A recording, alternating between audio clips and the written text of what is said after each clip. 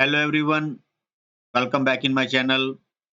This is Sachin Sirohi और आज मैं YouTube चैनल से रिलेटेड एक काफ़ी इम्पोर्टेंट बात आज आपको बताऊंगा।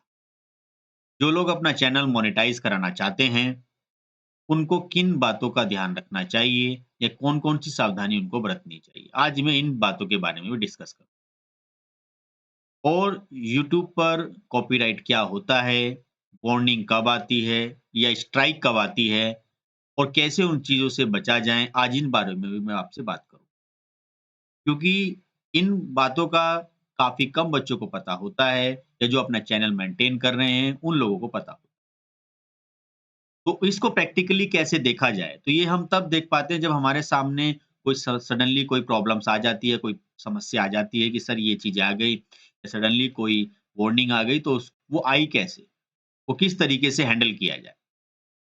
तो आज की इस वीडियो में मैं वही बात करूँगा इम्पोर्टेंट, किस तरीके से सबसे पहले तो आपको ये है कि आपको अपने कंटेंट पे ध्यान देना चाहिए, मेहनत करनी चाहिए, यूनिक कंटेंट आपको बनाना चाहिए, जो कि नॉलेजेबल हो और दूसरे की लाइफ में इस पर्टिकुलर वीडियो से कोई वैल्यू एडेड हो, ठीक है? और अपने एक एथिक्स पे काम करना चाहिए, तो डेफ़िनेटली आपका चैनल आपके ऑर्गेनिक वॉच आवर से या सब्सक्राइबर से की हेल्प से वो मोनेटाइज़ हो जाएगा।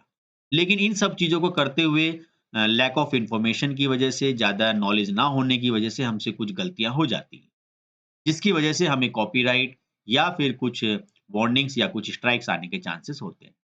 जिससे कहीं न कहीं आगे चल के चैनल्स का ऊपर एक बैड इंप्रेशन आता है या चैनल्स को डिलीट होने के चांसेस भी बने रहते हैं। तो उन सब चीज़ों से कैसे बचा जाए? चलिए देखते हैं। तो बड़े सिंपल तरीके से आज हम इन सब चीज़ों को समझ लेंगे, जो कि आपके एजुकेशनल के पॉइंट ऑफ व्यू से आपके लिए बहुत ही ज़्यादा यूज़फुल रहेगा। तो चलिए आज इन सब चीज़ों को देखते हैं। सबसे पहले आप अपने चैनल पे आ जाइए और उसको एक अपनी उसी आईडी से ओपन कर लीजिए जिस आईडी से आपका वो चैनल बना हुआ है। उसके जस्ट बाद आप अपने मैनेज पर आओगे। मैनेज पर आने के जस्ट बाद में, ठीक है? आपको क्या करना है? जो आपकी प्रॉपर एक इस तरीके से जो वीडियोज़ यहाँ पे मेंशन्स हैं, आपको सबसे पहले अपने डैशबोर्ड पर आना है। क्योंकि जो भी पर्टिकुलर वार्निंग या वो सब चीज़ें आती हैं, वो आपकी इस तरीके से डैशबोर्ड पर ही आती हैं। तो यहाँ पर एक वार्निंग है मेरी, तो सडनली एक आई है तो मैंने सोचा कि आपके साथ शेयर करूँ, आपको भी उस नॉलेज के बारे में बताऊँ, जो सडनली हर एक यूट्यूबर्स को देखने के लिए नहीं मिलती। तो सबसे पहले क्या होता है कॉपीराइट क्या होता है? कॉपीराइट ये होता है कि सडनली आपने कोई एक वीडियो रिकॉर्ड करी या उसमें कोई ऐसा म्यूज़िक आपने कोई ऐड कर दिया है, जो कि आपका एक कॉपीराइट है। तो आपको जो भी कुछ यहाँ पर ऑडियोज़ वगैरह ऐड करने हैं, वो आपको यूट्यूब की लाइब्रेरी जो यहाँ पे मेंशन है, उसी से आपको ऐड करने हैं। जैसे ये आपकी ऑडियो लाइब्रेरी है, ध्यान रहे, इसी से ही आपको म्यूज़िक ऐड करना है। अपना कोई पर्सनल म्यूज़िक आप किसी भी वीडियो में नहीं लगाओगे। वो आपका कॉपीराइट बन जाता है, तो उसको आपको रिमूव करना होता है, तो कॉपीराइट जो होता है, वो आपका यहाँ पर आता है।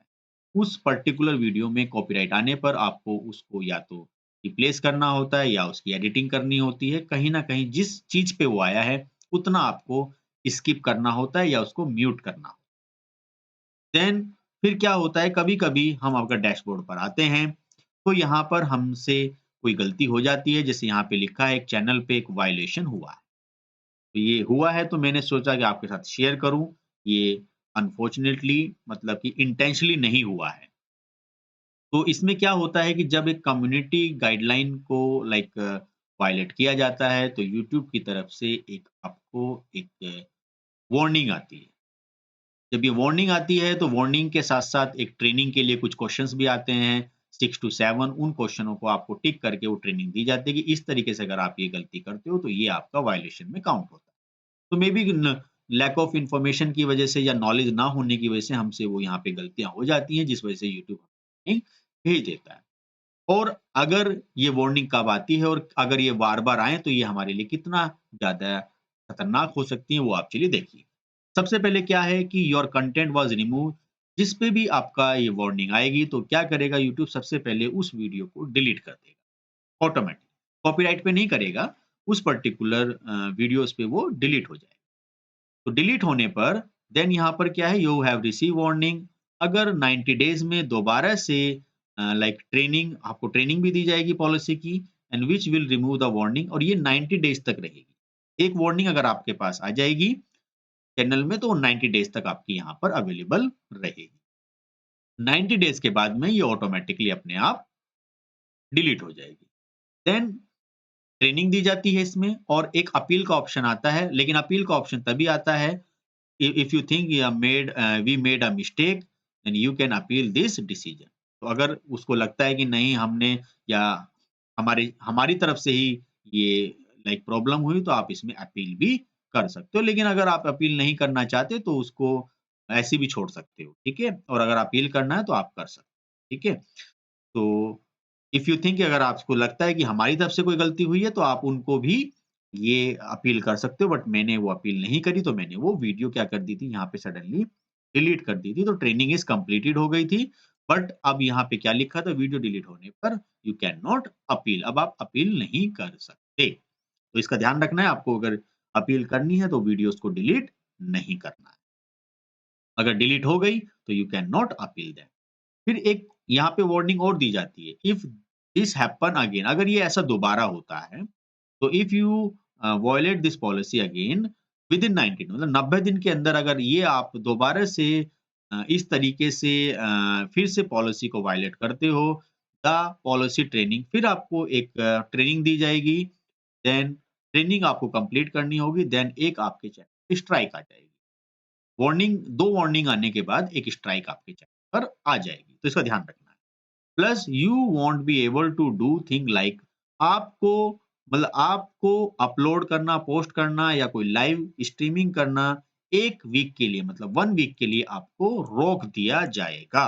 जी हाँ, अगर 2 वार्निंग आती हैं, तो आपको 1 वीक के लिए बिल्कुल आपको रोक दिया जाएगा।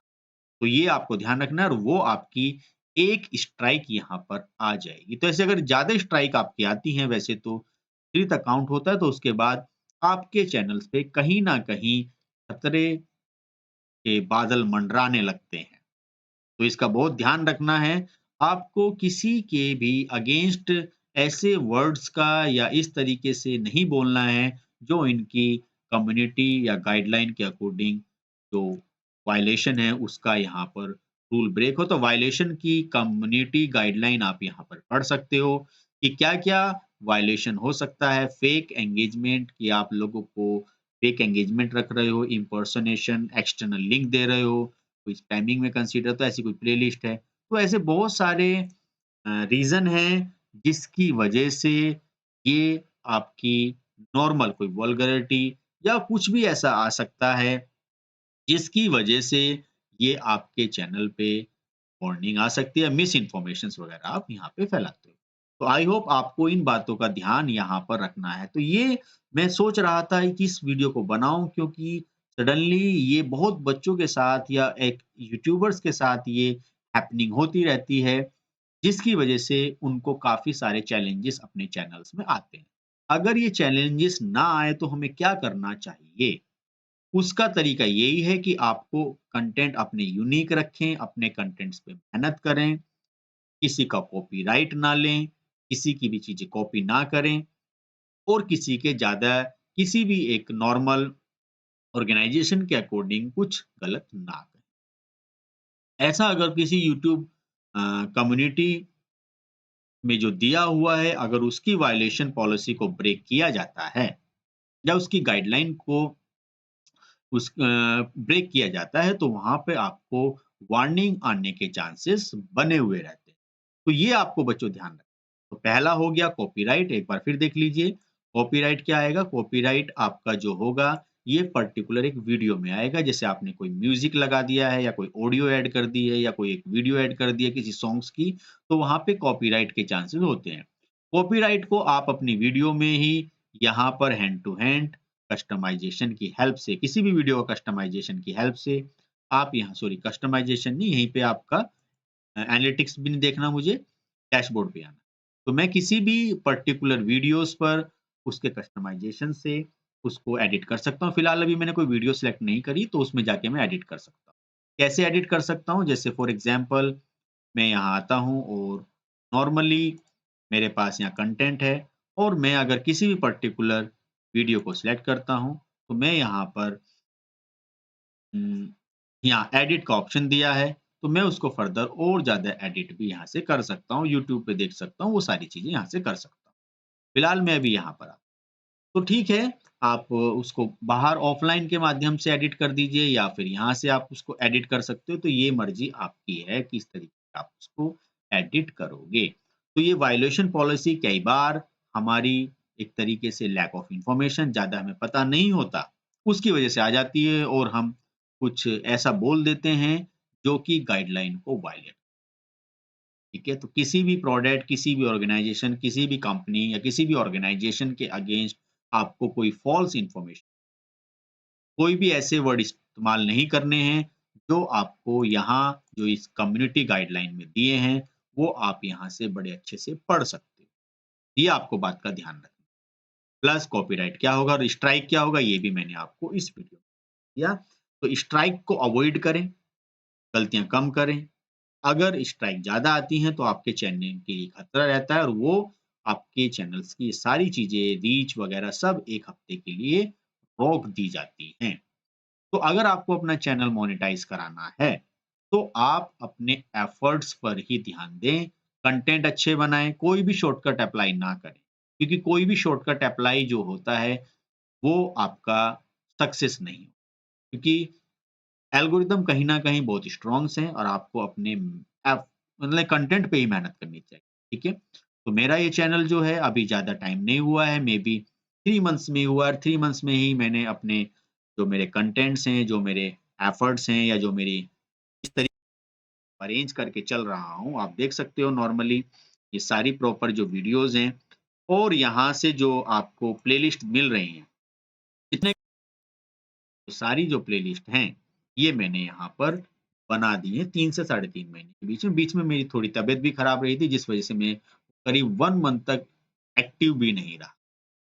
तो इतनी सारी प्लेलिस्ट, कंटेंट बनाए अच्छे थंबनेल्स बनाए, अच्छे उनके टाइटल्स रखें, डिस्क्रिप्शन अच्छे बनाएँ, मेहनत करें। आपकी वीडियो में कुछ हो जो दूसरे की लाइफ़ में वैल्यू एडिट करे, तो ही आप अपने चैनल्स को एक मोनेटाइज़ेशन की तरफ लेके जा सकते हो। आप देख सकते हो कि प्रॉपर अगर हम किसी भी चैनल्स के बारे में पढ़ते हैं, यहाँ पर आते हैं, तो ये जो चैनल है मेरा, ये आपका 15 अगस्त को जॉइन किया गया। अभी ज़्यादा टाइम भी नहीं है, उसमें 1 मंथ तो मेरा जो देखा जाए तो मैं हॉस्पिटलाइज़ था, जिस वज़ह से ज़्यादा काम भी नहीं हो पाया इस पे। तो इतने कम समय में ये चीज़ बढ़ती कैसे है? उसका एक तरीका यही है कि आपका जो काम हो वो यूनिक हो, आपको अपने ऊपर फ़ोकस रखना है, वायलेशन पॉलिसी को ब्रेक कम करना है और कॉपीराइट का ध्यान रखना है और चीज़ों पे क्या-क्या, किस तरीके से वॉच करें, वो सब बातों का आगे भी कुछ इस तरह की मैं वीडियोज़ आपके लिए लेकर आऊँगा, जिसमें कि आपको और मैं चैनल को किस तरीके से मोनेटाइज़ेशन की तरफ हम लेकर जा सकते हैं और किन-किन बातों का ध्यान रखना जो भी मेरे एक नए एक्स के क्योंकि होता क्या है कि जो एक लेवल तक पहुँच चुके हैं यूट्यूबर्स, तो उनको तो एक्चुअली क्या होगा ये सब चीज़ें पहले से पता होती है। लेकिन जो अभी एक फ्रेशर हैं, जो इस चीज़ की तरफ अपने आप को लेकर आ रहे हैं, तो उनको एक प्रॉपर तरीके से कैसे गाइड किया जाए, वो उनको नहीं पता, वो काफ़ी गलतियाँ करते हैं, बड़ा उस गलतियों से उनको काफ़ी नुकसान होता है अपने चैनल्स में, जो कहीं न कहीं उनके चैनल्स को मोनेटाइज़ेशन की तरफ ले जाने में रोकता है। तो इस तरीके से जो भी मेरे सामने और भी नई चीज़ें आएँगी, मैं वो आपको बताऊँगा। तो आज के लिए इतने रखते हैं, तो फिर एक नई वीडियो में मिलेंगे। एक नए टॉपिक के साथ जो नॉलेज आपके लिए काफ़ी इन्फॉर्मेटिव रहेगी। So thank you very much for watching this video और हाँ, स्ट्राइक, कॉपीराइट इन सब चीज़ से बचिएगा ताकि ये काफ़ी डेंजर रहती हैं और आपके लिए खतरनाक हैं। तो इसलिए किस तरीके से आ सकती हैं वो मैंने आपके साथ शेयर किया। वो 7 क्वेश्चन मैंने ऑलरेडी भर दिए थे, तो इस वज़ह से वो नहीं आ रहे थे। वो 7 क्वेश्चन की ट्रेनिंग आपको दी जाती है। ये आपको बात ध्यान रखनी है। तो आज के लिए इतना ही। Thank you very much.